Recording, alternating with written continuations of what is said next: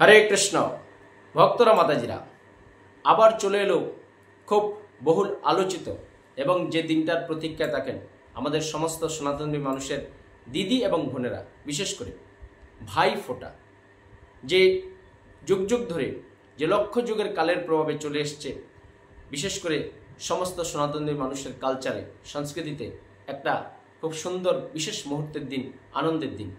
তাই এই 2025-এ ভাইফোঁটা কবে, সঠিক সময় কি, শাস্ত্র কি সিদ্ধান্ত দিয়েছে আজকে এই ভিডিওতে জানতে পারবেন।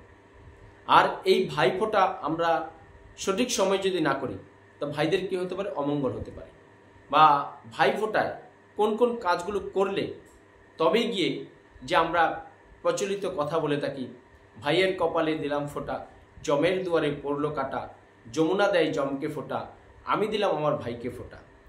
যমুনার ফোঁটা পেয়ে জম হলো চিরজীবী, আমার ফোঁটা পেয়ে আমার ভাই হোক দীর্ঘজীবী।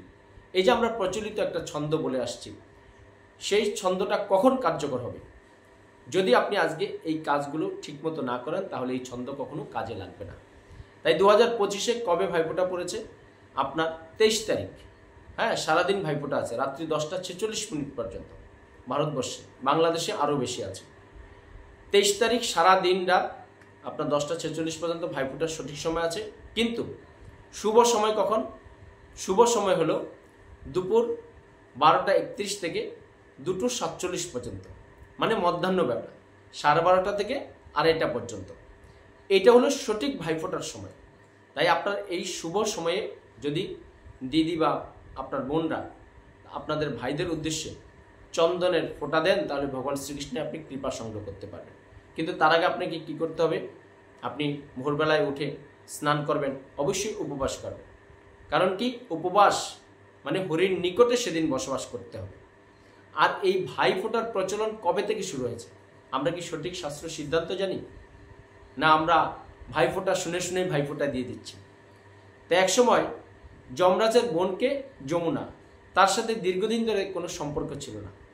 তাই একদিন যমুনা তার স্বামীকে, যমুনার নাম কালিন্দী, কালিন্দীর স্বামীকে স্বয়ং পরমেশ্বর, পুরুষোত্তম ভগবান শ্রীকৃষ্ণ, তাই শ্রীকৃষ্ণকে সাথে নিয়ে যমুনা একদিন যমরাজের রাজ্যে গেছেন, জমালয়ে গেছেন দাদার সাথে দেখা করার জন্য।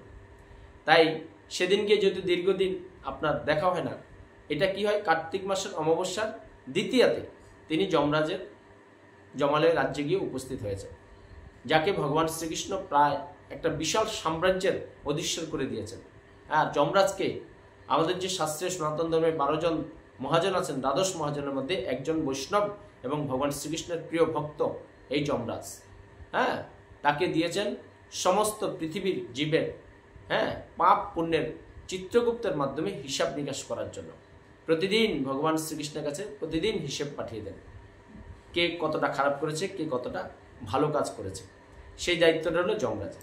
তাই ভগবান শ্রীকৃষ্ণকে সাথে নিয়ে যমুনা গেছেন যমরাজের কাছে।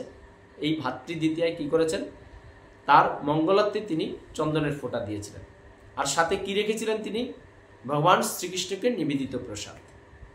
আর সেই থেকেই এই ভাতৃদ্বিতীয়ায় সমস্ত সনাতনী মানুষরা তারা এই ভাইফোঁটা নিয়মটা মেনে এসছে।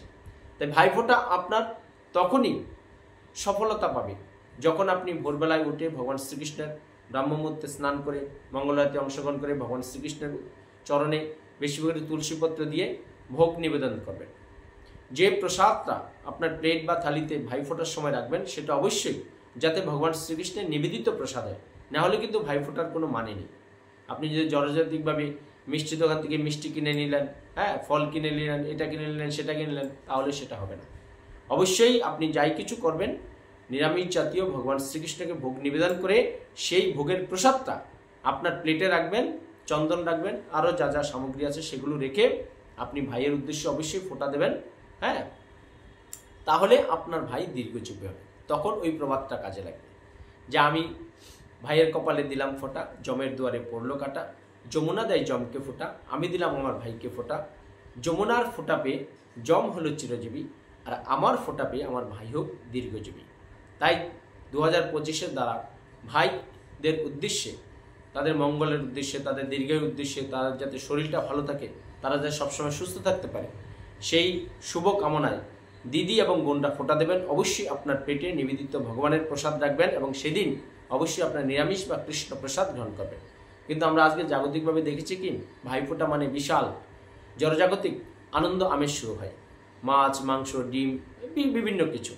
কিন্তু শাস্ত্র বলছে না, ভগবান নিবেদিত প্রসাদ যদি আপনার ভাইফোঁটার সময় আপনার সাথে না থাকে সেই ফোঁটাটা কখনো কার্যকরী হবে না। যার কারণে আমরা দেখেন হয়তো বিভিন্ন আমরা সাংস্কৃতিক বলেন সামাজিক বলেন এইসব অনুষ্ঠানগুলো করছি ঠিকই, কিন্তু আমরা কখনো ভগবানের কৃপা সংগ্রহ করতে পারছি না। আজকে আমরা এই কথাগুলো জানতাম না, কিন্তু আমরা যখন গীতা পড়তে শুরু করলাম এসি ভক্তিবেদান্ত স্বামী প্রভুপাদের এবং আরও জন শাস্ত্র বা বিভিন্ন শুদ্ধ বৈষ্ণবদের সাথে সংস্পর্শে আসলাম, তখন তাদের মুখ থেকে শ্রবণ আমরা করতে পারলাম এই কথাগুলো। তারপরে আমি আপনাদের মাধ্যমে ইউটিউবের মাধ্যমে প্রচার করছি। তাই আগামী 23শে অক্টোবর ভক্তরা মাতাজিরা বৃহস্পতিবার পড়েছে, আপনারা সুন্দরভাবে নিষ্ঠার সাথে ভাইফোঁটা করুন। কারণ দামোদর মাসের খুব সুন্দর একটা দিন, বৃহস্পতিবার এমনি লক্ষ্মীবার বলে সবাই 12:30 থেকে 2:30টার মধ্যে আপনারা ভাইফোঁটা সম্পন্ন করবেন। তারপরে দেয়া নেওয়ার তো একটা পালা থাকে, সেগুলো হবে ঠিকই, কিন্তু ভগবানের নিবেদিত প্রসাদটা আমি বারে বারে বলছি আপনার সাথে রাখবেন, তবে ভাইফোঁটাটা সম্পন্ন হবে। সবাই ভালো থাকুন, সুস্থ থাকুন। আজকে ভিডিওটা আপনার ভাই বন্ধু আত্মীয় স্বজন সবার মধ্যে শেয়ার করে দিন, তাহলে আপনার প্রিয়জনরা জানতে পারবে ভাইফোঁটার সঠিক সময় কখন এবং কিভাবে ভাইফোঁটা দিলে ভাইদের মঙ্গল কামনা হয় ভক্তরা মাতাজিরা। আর আমাদের চ্যানেলটা সাবস্ক্রাইব করে রাখুন, আপনি সঠিক তথ্যগুলো সংক্ষিপ্ত ভিডিও আকারে আমার এই সুজিত প্রভুর চ্যানেলে পেয়ে যাবেন। সবাই ভালো থাকুন, সুস্থ থাকুন। হরে কৃষ্ণ।